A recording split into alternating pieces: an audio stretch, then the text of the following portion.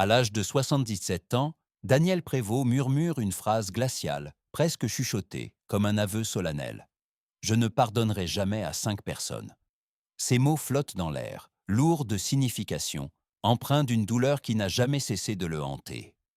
Il se trouve là, dans la pénombre, seul, avec ses pensées, ses blessures, dans un décor où le temps semble suspendu. La lumière tamisée filtre à travers des rideaux poussiéreux, créant des ombres qui se mêlent à ses souvenirs, comme une toile floue de son passé.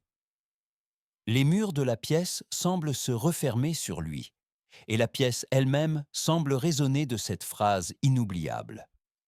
Il a été l'un des acteurs les plus célébrés, acclamé par des foules qui l'ont aimé, admiré et vénéré. Mais aujourd'hui, face à son reflet, une solitude profonde l'envahit.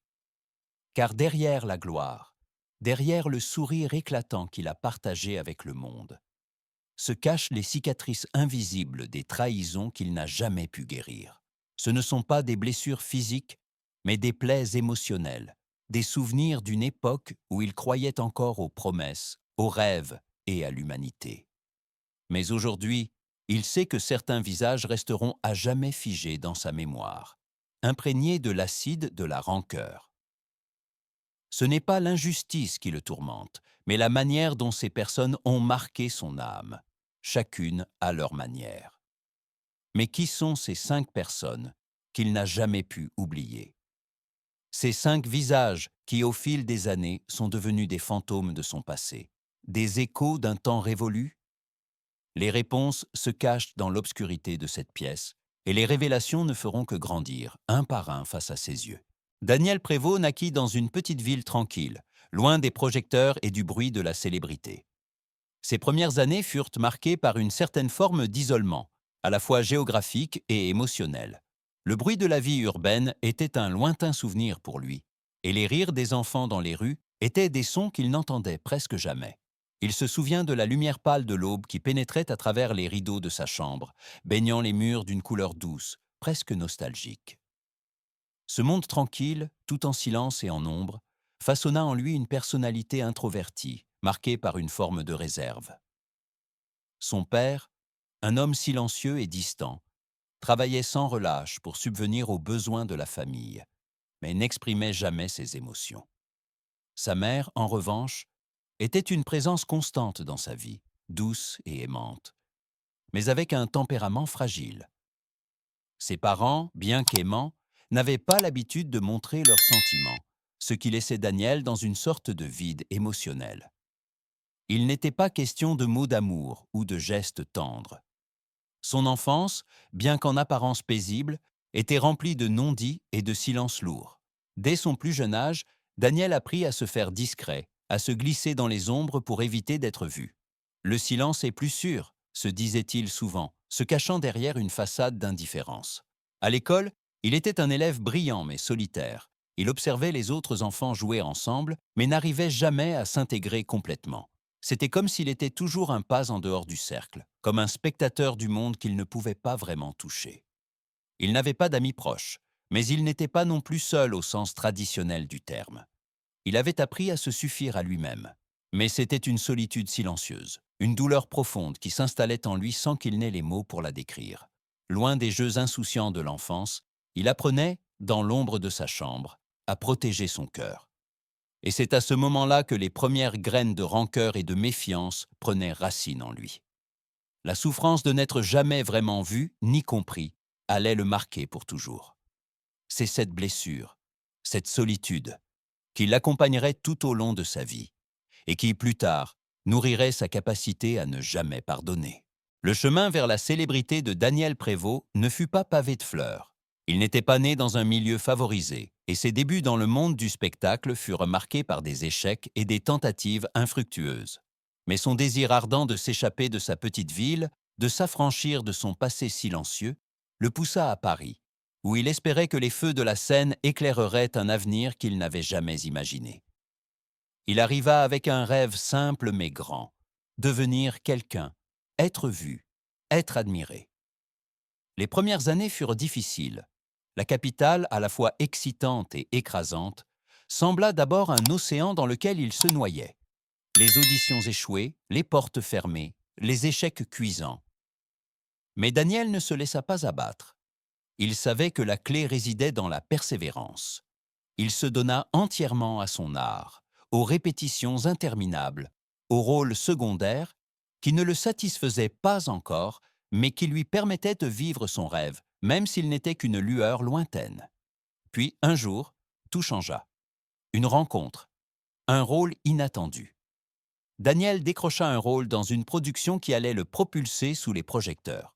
Ce fut le début de sa reconnaissance. L'un des films dans lesquels il joua devint un immense succès, et Daniel, avec son charisme naturel et son regard intense, devint une figure incontournable du cinéma français. Les applaudissements, les sourires, les lumières des projecteurs.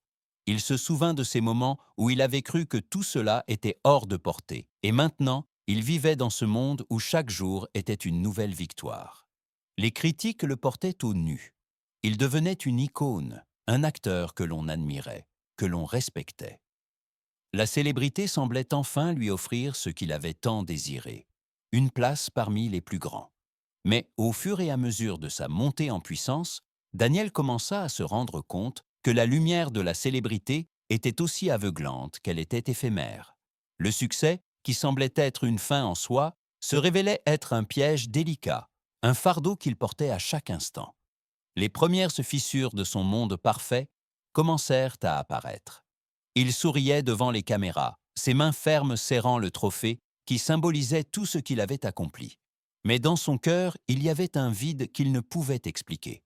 La célébrité lui apportait de l'admiration, mais pas la paix intérieure qu'il espérait. Les sourires des autres étaient parfois trop faciles, trop rapides. Derrière le scintillement des projecteurs, il ressentait déjà les premières traces de la solitude qu'il avait toujours connue. Une solitude qui ne disparaissait pas, mais se transformait. Il se rendait compte qu'il était entouré de gens qui l'aimaient pour ce qu'il représentait, pas pour ce qu'il était vraiment. Le sommet qu'il avait atteint semblait inébranlable, mais ce fut le début de sa chute. Tout était en place, mais le vide au fond de lui persistait, grandissant. Puis, un jour, la première trahison frappa. Ce n'était pas un incident choquant, mais quelque chose de plus insidieux, de plus pernicieux. Un ami de longue date, quelqu'un qu'il considérait comme une figure paternelle, lui tourna le dos. Les signes étaient subtils au début. Des discussions retardées, des promesses non tenues, des silences devenus plus fréquents. Puis, la vérité éclata au grand jour. Ce mentor n'avait pas seulement trahi sa confiance, il l'avait manipulée pour son propre intérêt. Il l'avait laissé tomber à un moment crucial de sa carrière, l'abandonnant à ses propres démons. Ce fut un coup brutal. Daniel avait appris à se faire confiance, à se fier à son instinct, mais cette trahison lui fit douter de tout. Les mensonges, la tromperie, tout cela le rongea de l'intérieur. Il se retrouva seul, à un carrefour de sa vie, avec cette douleur qu'il n'avait pas su anticiper. Ce jour-là, il a cessé de croire aux promesses, se dit-il en se remémorant le moment où la vérité se dévoila. Il s'était toujours dit que l'amour et la loyauté étaient les piliers de ses relations. Mais cet homme, qui l'avait encouragé à rêver grand, avait prouvé l'exact contraire. Cette expérience marqua un tournant.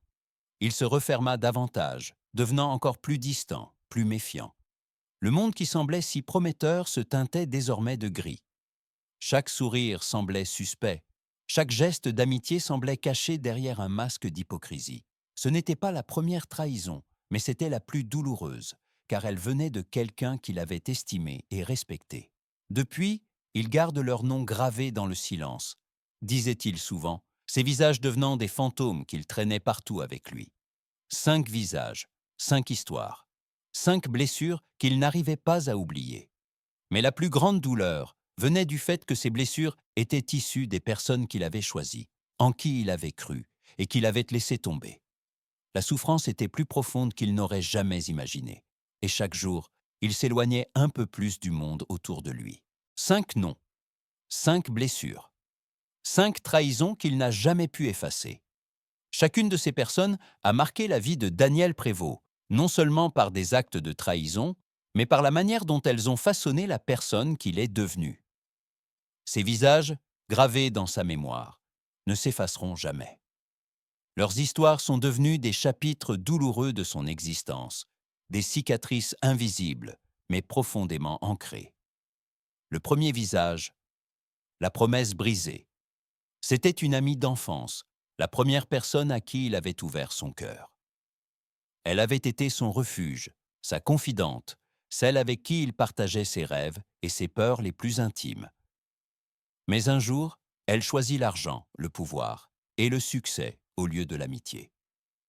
Elle l'a trahi en lui faisant des promesses qu'elle n'a jamais tenues. Leur amitié s'est effondrée après une dispute sur un projet commun. Elle a préféré vendre son âme pour quelques pièces d'or et a tourné le dos à la personne qui, jadis, l'avait soutenue sans réserve. La douleur n'était pas dans le fait qu'elle ait choisi l'argent, mais dans le fait qu'elle l'ait fait sans hésitation. À ses yeux, c'était une trahison à la fois personnelle et professionnelle. Le deuxième visage, la fausse loyauté. Un partenaire d'affaires, celui qu'il avait cru être son égal et ami. Ensemble, ils avaient bâti une carrière, enchaîné les succès, conquis le monde. Mais lorsque le succès est arrivé, la jalousie s'est installée, sournoise. Ce partenaire n'a pas supporté de voir Daniel briller davantage, et il a tout fait pour le faire tomber. Il a manipulé les chiffres, a trahi sa confiance en coulisses et a utilisé leur amitié pour ses propres intérêts. Daniel le sait maintenant, il n'a jamais été un véritable partenaire. Il était simplement un tremplin pour la réussite de l'autre. Cette trahison, plus professionnelle que personnelle, a laissé un goût amer qu'il n'a jamais pu effacer. La loyauté, dans ce monde, semble être un bien rare. Le troisième visage, la déception familiale. Il pensait que la famille, celle qui vous connaît depuis toujours, serait la source ultime de soutien. Mais la trahison de l'un de ses proches l'a brisé. Il a découvert, au prix de nombreuses années de confiance aveugle, que ce membre de la famille avait joué un double jeu, l'ayant manipulé à des fins personnelles. Cette découverte a tout changé.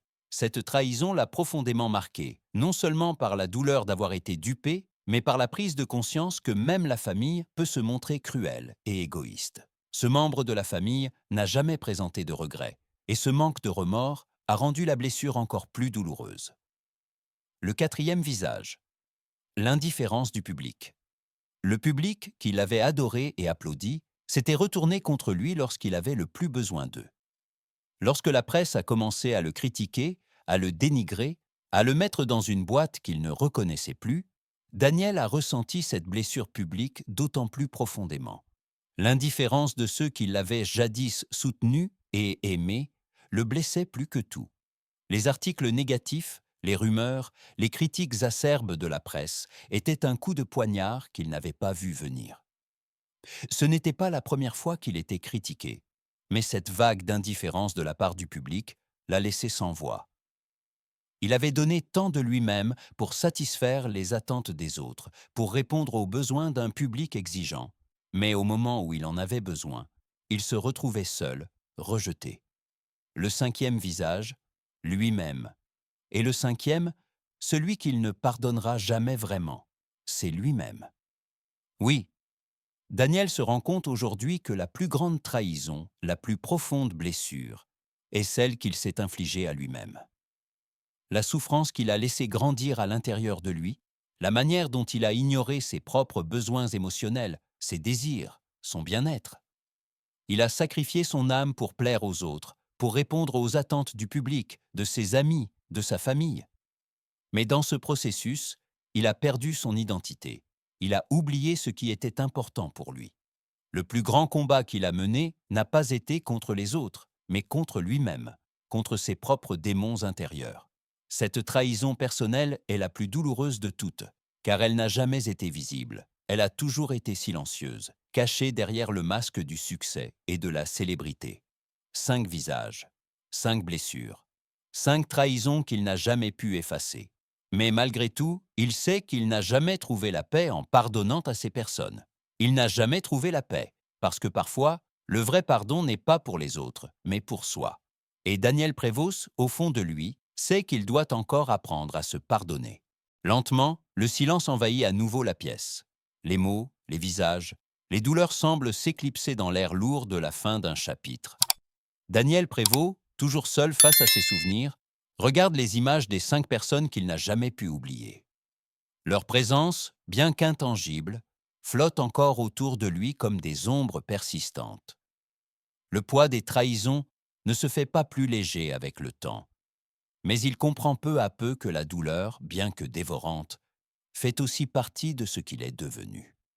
Il a payé le prix de sa gloire, de ses rêves et de ses espoirs. Mais peut-on vraiment vivre sans pardonner?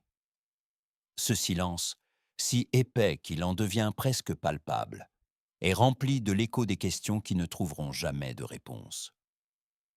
Peut-on avancer dans la vie sans se libérer de ce fardeau, sans lâcher prise? Ou faut-il parfois garder cette douleur pour se souvenir qu'on a aimé, qu'on a vécu, qu'on a été trahi?